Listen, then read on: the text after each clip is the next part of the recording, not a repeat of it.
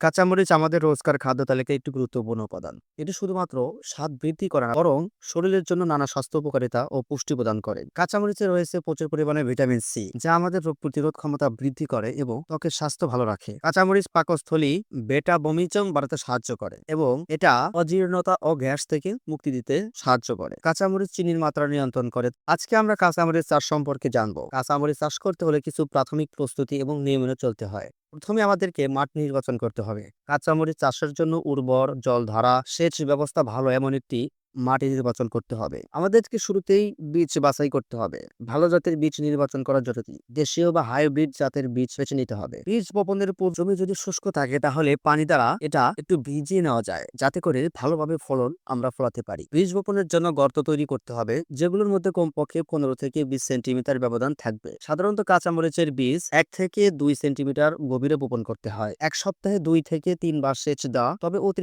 অতিরিক্ত পানি জমে না যাওয়ার কথা খেয়াল রাখতে হবে। কাঁচামরিচ চাষে জৈব সার এবং রাসায়নিক সার দুটোই প্রয়োগ করা যায়, তবে জৈব সার প্রয়োগ করা ভালো। ফসল উপযোগী সারের প্রয়োগ করলে ফলনের বৃদ্ধি পায়, তবে জৈব সার ব্যবহার করলে মাটির উর্বরতা বৃদ্ধি পায়। পোকামাকড়ের আক্রমণ থেকে গাছগুলো রক্ষা করতে নিয়মিত প্রাকৃতিক পোকামাকড় নাশক অথবা রাসায়নিক কীটনাশক ব্যবহার করা যেতে পারে। গাছের গুঁড়ি থেকে কাঁচামরিচ পাকা হয়ে উঠলে মরিচ সংগ্রহ করতে হবে। এরকম চাষের ভিডিও দেখতে হলে অবশ্যই আমাদের চ্যানেলটি সাবস্ক্রাইব করুন।